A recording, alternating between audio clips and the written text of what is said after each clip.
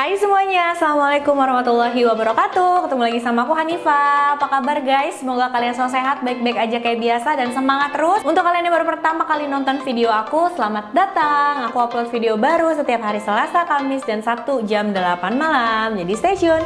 Jangan lupa nonton, jangan lupa di subscribe.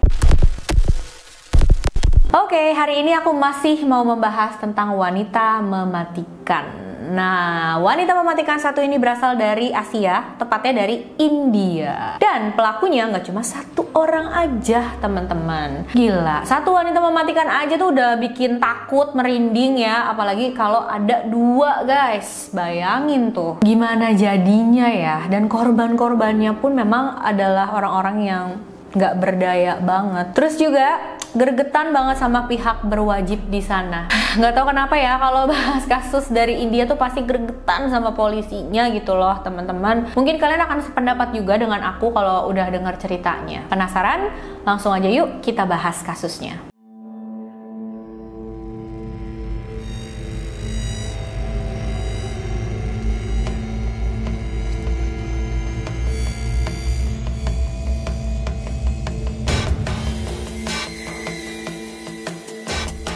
Kisahnya dimulai pada tahun 1996. Jadi tahun itu ada seorang ibu yang bernama Pratiba. Dia datang ke polisi dan melaporkan kalau anaknya yang baru berumur 9 tahun bernama Kranti Gavit tiba-tiba menghilang. Pratiba ini bilang sama polisi, "Pak, saya curiga sama istri pertama suami saya yang bernama Anjana Bai, dan juga kedua anak perempuan Anjana yang bernama Renuka dan Sima." Kasus ini akhirnya ditangani oleh seorang polisi senior yang bernama Mandaleshwar Kale. Petugas Kale langsung melakukan penyelidikan di kasus ini, tapi dia nggak nyangka banget ya kalau ternyata satu kasus yang dia pikir simple itu malahan bisa mengungkap kejahatan yang jauh lebih gelap dan lebih sadis, teman-teman. Nah, karena tadi Pratiba curiga dengan istri pertama suaminya yang bernama Anjana Bai, makanya polisi berpikir kayaknya kalau nggak ada alasan Pratiba ini nggak mungkin tiba-tiba curiga gitu kan. Berarti kan dia udah ada feeling, dan Pratiba ini adalah seorang ibu. Akhirnya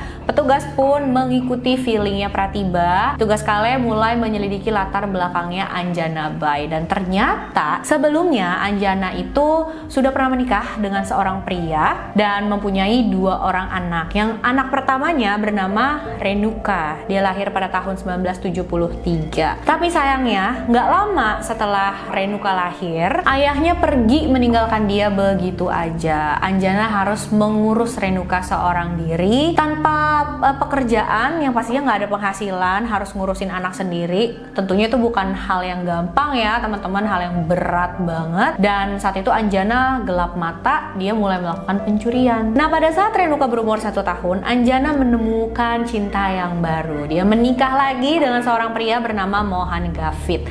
Nah, Mohan Gavit ini nih, teman-teman, suaminya si Pratiba tadi. Terus gak lama Anjana menikah dengan Mohan, mereka punya 1 anak perempuan yang bernama Sima. Sima ini lahir pada tahun 1975. Cuma setelah menikah, Anjana itu gak berubah, dia masih tetap aja mencuri. Dan Mohan sebenarnya tuh udah bilangin dia berkali-kali untuk jangan melakukan hal itu. Udah jangan nyuri lagi, jangan melakukan itu lagi. Resikonya tuh besar banget. Antara kamu nih, kamu nanti dilecehin sama polisi supaya kamu gak dipenjara, atau ya kamu masuk penjara. Yang manapun dua-duanya ini resikonya ya sama-sama besar dan menyeramkan banget gitu kan, teman-teman, mengerikan banget. Makanya Mohan tuh selalu nggak bosan-bosan bilangin istrinya jangan ngelakuin itu, jangan ngelakuin itu. Tapi Anjana masih tetap aja melakukan pencurian itu, teman-teman. Sampai akhirnya Mohan Gavit ini udah ngerasa nggak sanggup gitu ya ngebilangin istrinya yang keras kepala banget itu, tetap aja melakukan pencurian. Mohan pun memutuskan untuk pergi meninggalkan Anjana. Sedangkan Renuka dan Sima itu tinggal dan diurus sama Anjana ya, teman-teman. Gak lama Mohan Gavit nikah lagi dengan wanita lain, yaitu Pratiba tadi, guys. Dari pernikahannya bersama Pratiba, Mohan mempunyai 2 orang anak. Nah, setelah Anjana mendengar kalau Mohan itu nikah lagi sama wanita lain sampai punya anak 2 juga, marah murka banget Anjana ini, teman-teman. Dia sampai bilang, "Awas ya, aku akan balas dendam sama kamu sama keluarga baru kamu. Aku pasti akan balas dendam gitu. Karena memang saat itu statusnya Mohan dan Anjana belum berpisah, belum bercerai secara resmi teman-teman. Jadi statusnya masih suami istri, dan Pratiba ini adalah istri keduanya Mohan. Sementara untuk hubungannya Renuka dan Sima, walaupun mereka beda bapak, tapi mereka tuh rukun banget guys. Mereka benar-benar saling memiliki banget gitu ya, kayak memiliki satu sama lain doang lah. Tapi sayangnya karena mereka dari kecil tuh udah diajarin hal yang gak baik sama Anjana, jadi dari umur 16 tahun mereka udah mulai melakukan pencurian sama kayak ibunya, dan kebiasaan mereka ini kebawa sampai mereka dewasa. Nah, pada saat kasus ini terjadi, Renuka itu sudah menikah sebanyak 2 kali. Pernikahan pertamanya dia mendapatkan anak laki-laki yang bernama Sudir, tapi pernikahannya itu nggak berjalan mulus, bermasalah, dan akhirnya dia dengan suami pertamanya itu harus bercerai. Setelah berpisah dengan suaminya, Renuka masih terus melakukan aksi pencurian bersama saudara perempuannya Sima dan ibunya Anjana. Mereka bertiga beraksi terus tuh teman-teman. Memang membiayai kehidupannya ya dari situ, dari mencuri itu teman-teman. Terus pada tahun 1989 Renuka menikah lagi dengan seorang pria bernama Kiran Sinde. Renuka mendidik anaknya yang bernama Sudir tadi ya seperti dia dididik sama ibunya. Jadi Sudir ini sudah diajarin mencuri sama Renuka dari balita. Dari balita lebih parah malah ya teman-teman. Setelah tahu latar belakang Anjana dan kedua anak perempuannya, akhirnya petugas Kalem memutuskan untuk memanggil mereka bertiga ke kantor polisi dan diinterogasi. Mau ditanya-tanya lah tentang kasus hilangnya anak Pratiba gitu. Tapi memang saat itu kepolisian juga udah yakin kalau mereka terlibat gitu. Cuma sayangnya saat itu kepolisian udah nggak bisa menemukan mereka bertiga dimanapun. Berkali-kali nih kepolisian datang ke rumahnya Anjana. Kan tinggalnya masih bareng-bareng tuh di satu rumah ya teman-teman. Berkali-kali datang ke sana nggak pernah ada orang. Nggak ada yang tahu mereka kemana. Bahkan tetangganya juga bilang sama polisi, iya pak, kami juga udah lama loh nggak ngelihat mereka selama beberapa hari. Bikin polisi makin yakin dong kalau mereka bertiga ini memang bersalah ya teman-teman. Karena udah nggak ada, wah kabur nih, jangan-jangan melarikan diri mereka gitu. Akhirnya kepolisian pun menyuruh beberapa petugas untuk berjaga di rumahnya Mohan Gavit dan Pratiba. Lucunya teman-teman, bener aja beberapa hari kemudian Renuka, Sima, dan ibu mereka Anjana, mereka bertiga ini tuh muncul di rumahnya Mohan Gavit dan Pratiba untuk berusaha menculik anak kedua Pratiba. Kenapa aku bilang lucu? Karena mereka tuh habis melakukan penculikan dan mereka tuh dicari-cari sama polisi. Tapi bukannya kabur, malahan dateng lagi ke sana kayak malah menyerahkan diri ya guys. Beberapa petugas yang lagi jaga di sana pun ya langsung menangkap mereka dan mereka dibawa ke kantor polisi. Pada saat diinterogasi Anjana dan Renuka, mereka berdua tuh diem aja, nggak mau ngomong apapun, nggak mau jawab pertanyaan polisi sedikit pun. Jadi kayak no comment, diem aja. Beda dengan Sima teman-teman. Sima pada saat ditanya sama polisi dia udah mulai jawab. Semakin didesak, akhirnya ya dia mengakui semuanya. Dia bilang, memang pak, memang kami bertiga yang sudah menculik Ranti Gavit, anak pertama Pratiba. Bukan cuma menculik aja bahkan teman-teman, karena Sima bilang sama polisi kalau mereka bertiga itu sudah menghabisi Ranti. Kasihan banget ya. Sima bilang ibunya lah Anjana yang menyuruh mereka berdua untuk melakukan hal itu. Mungkin untuk balas dendam tadi. Tapi kayak kenapa balas dendamnya harus sama anak kecil gitu? Dia nggak tahu apa-apa kan? Setelah mendengar pengakuan dari Sima ini, petugas langsung cepet-cepet datang ke rumah Anjana dan menggeledah rumahnya guys. Dan dari sana apa yang petugas temuin? Mereka menemukan beberapa kerangka manusia. Tepatnya beberapa kerangka anak kecil. Yes, kalian nggak salah dengar. Beberapa, bukan cuma milik Ranti aja. Petugas juga menemukan banyak pakaian bekas anak-anak yang ada di dalam rumah itu. Foto pesta ulang tahun anak Renuka yang bernama Sudir tadi, tapi tamu atau anak-anak yang datang ke ulang tahunnya itu bukan anak-anak di daerah sekitar sana. Petugas juga menemukan beberapa bukti lain yang menunjukkan kalau ketiga pelaku ini bukan cuma melakukan satu satu penculikan dan pembunuhan kepada anak-anak aja, tapi sudah beberapa kali, guys. Sadis banget ya. Kira-kira apa sih motif mereka? Ya kalau ke anaknya Pratiba tadi mungkin balas dendam ya motifnya, tapi kalau ke anak-anak yang lain kenapa gitu mereka melakukan hal sesadis itu sama anak kecil? Nanti aku bakal jelasin, aku ceritain ya teman-teman. Selain menangkap Renuka, Sima, dan Anjana, polisi juga menangkap suami kedua Renuka yang bernama Kiran Shinde tadi. Dan pada saat ditangkap sama polisi dia udah ketakutan banget nih, akhirnya menceritakan semuanya tuh. Yang jelas dia melakukan hal ini bukan karena dia pengen melakukan hal yang benar, mungkin udah beban banget, udahlah jujur aja atau enggak. Ya dia tahu kalau dia ceritain ke polisi duluan, dia pasti dianggap bekerja sama dengan polisi, dianggap mau membantu, dan akhirnya hukumannya tuh bisa diringanin. Nah, menurut cerita Kiran nih teman-teman, Renuka dan Sima sudah mulai melakukan pencurian sejak mereka berumur 16 tahun seperti yang aku bilang tadi. Tapi awalnya mereka berdua ini melakukan pencurian sendiri, nggak sama anak-anak, sampai semuanya berubah di tahun 1990. Jadi suatu hari Renuka mengajak anaknya yang bernama Sudir tadi, saat itu Sudir masih balita, ke sebuah kuil. Mereka berdua datang ke kuil. Nah, pada saat orang-orang lagi berdoa di kuil tersebut, Renuka nyuruh anaknya yang masih balita itu untuk beraksi, untuk mencuri uang dari saku orang yang ada di sana. Tapi pada saat Sudir melakukan hal itu, dia ketangkap basah. Nah, pas ketahuan itu, Renuka langsung beralasan kan, dia bilang, kalian kan tahu, kalian kenal sama suami saya, mana mungkin sih saya dan anak balita saya datang ke kuil ini berniat untuk mencuri, mana mungkin anak sekecil ini, dia bilang gitu. Dan akhirnya dia bisa meyakinkan orang-orang di kuil itu, dia lolos guys. Setelah kejadian ini, Renuka pulang ke rumah dan dia langsung dengan semangat bilang sama Sima dan ibunya Anjana, tahu gak sih, aku punya teknik baru nih untuk kita mencuri. Jadi mulai sekarang kalau kita melakukan pencurian, kita harus bawa anak-anak. Kita bisa manfaatkan kepolosan, muka polosnya anak-anak tersebut untuk menipu orang-orang. Kalau misalkan kita sampai ketahuan, ya udah kita bilang aja kita buat seolah kita bukan pelakunya. Orang-orang juga pasti nggak tega kan ngelihat muka polos anak kecil itu, dan akhirnya kita bisa lolos. Gila ya, tega banget manfaatin anak kecil guys. Tapi selanjutnya ya mereka nggak pakai anaknya sendiri, nggak pakai Sudir, tapi pakai anak-anak orang lain. Mulai tuh mereka menculik anak-anak untuk membantu aksi pencurian mereka. Gila, ada-ada aja ya. Mereka menculik anak-anak dari tempat-tempat ramai seperti pasar, bazar, pameran, dan lain-lain lah ya, tempat yang rame gitu. Kenapa? Supaya mereka lebih kecil gitu kemungkinan ketahuannya, karena kan rame. Biasanya orang tua tuh nggak sadar ya anaknya kemana-kemana. Dan kalau misalkan mereka mau kabur pun gampang, karena kan rame, jadi ketutup gitu sama orang-orang di keramaian itu. Mereka bertiga juga mengincar anak-anak yang orang tuanya tuh kurang mampu, bahkan yang orang tuanya itu adalah pengemis, karena mereka bertiga tahu kalau misalkan orang-orang yang ekonominya sulit kayak gitu terus lapor ke polisi, anaknya menghilang, pasti nggak bakal langsung ditangani dengan cepat gitu sama polisi, bahkan kemungkinan besar bakal ditolak kasusnya, nggak ditanganin. Jadi ya kemungkinan mereka bisa tertangkap pastinya kecil banget. Kok miris banget ya teman-teman.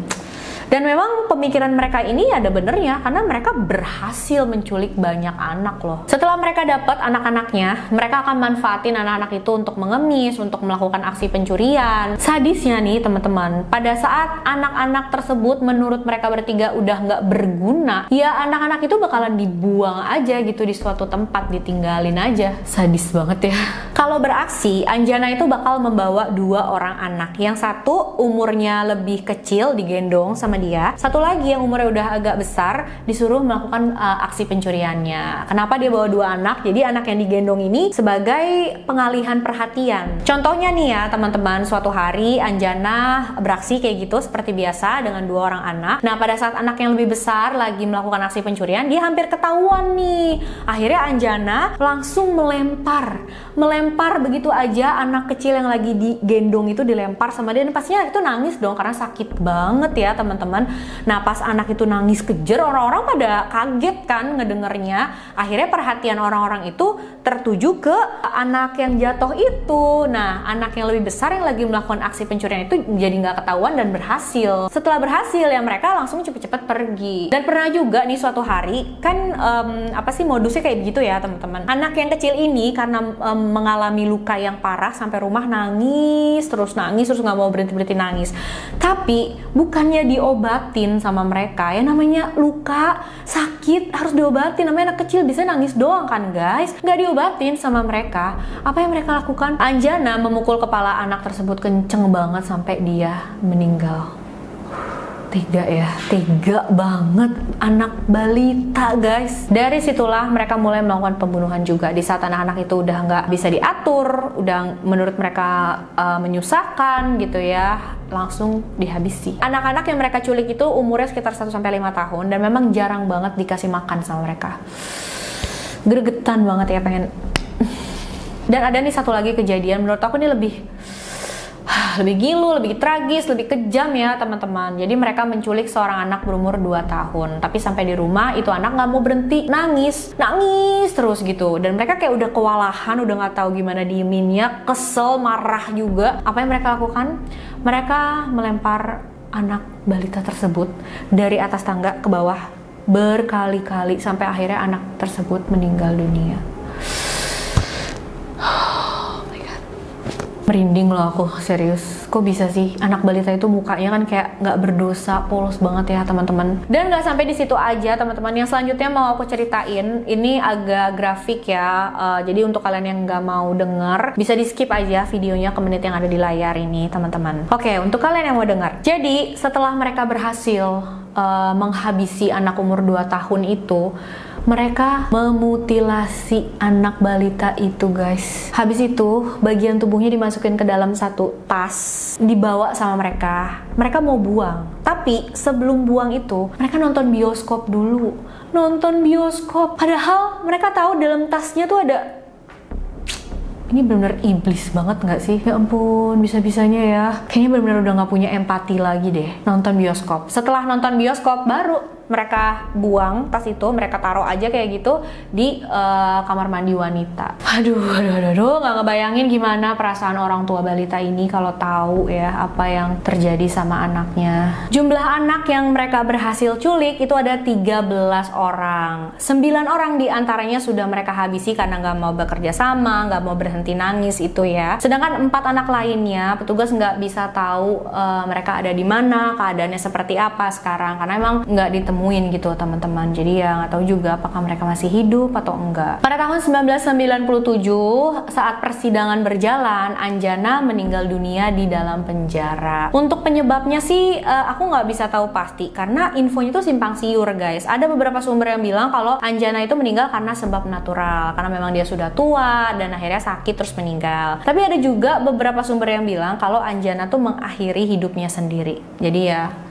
entahlah yang mana yang benar tuh. Sedangkan persidangan untuk Renuka dan Sima tetap berlanjut dan mereka ini sambil nunggu persidangan berjalan ditempatkan di dalam sel yang berbeda kan teman-teman. Tapi karena dipisah sama adiknya, Renuka ini terus-terusan berulah. Dia sering marah-marah, dia mudah tersinggung. Bahkan pada saat tim hak asasi manusia datang untuk menemui Renuka, mereka tuh padahal mau ngasih tahu berita baik gitu. Mereka bilang, Renuka tenang aja ya, anak kamu sudah kami tangani. Kami berjanji akan memberikan dia tempat tinggal yang baik, memberikan dia pendidikan yang baik juga. Tapi dikasih tahu kabar begini, Renuka malah marah-marah guys. Renuka sampai mohon-mohon sama petugas untuk ditempatkan satu sel barengan Sima. Renuka bilang, ayo dong pak, satu sel dong aku sama Sima. Aku janji deh nggak bakalan berulah. Aku janji bakal jaga sikap. Dan akhirnya dikabulin sama petugas polisi.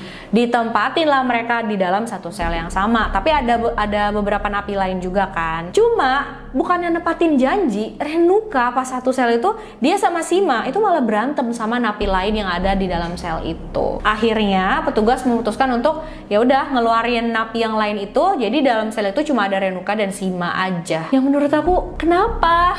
Kenapa nggak dipisahin lagi aja mereka ya teman-teman? Kenapa harus napi lain itu yang dipindahin? Padahal ya, mungkin Renuka itu bikin masalah, emang kemauannya dia supaya satu sel dia cuma sama Sima aja kan. Pada tahun 2001, Kiran Shinde, suaminya Renuka itu akhirnya dibebaskan sama petugas. Dibebaskan, dia nggak dihukum apa-apa teman-teman. Bener kan? Aku bilang juga apa? Iya, bukan cuma diringanin, malahan sampai dibebasin. Ini lebih parah lagi. Kalau menurut kalian ini cukup apa enggak sih teman-teman? Kalau aku pribadi ya, aku mikir nggak cukup sama sekali. Karena si Kiran ini, dia tuh tahu banget secara detail pembunuhannya kayak apa, korbannya diapain, gimana cara kerjanya Renuka dan Sima, Anjana juga gitu kan.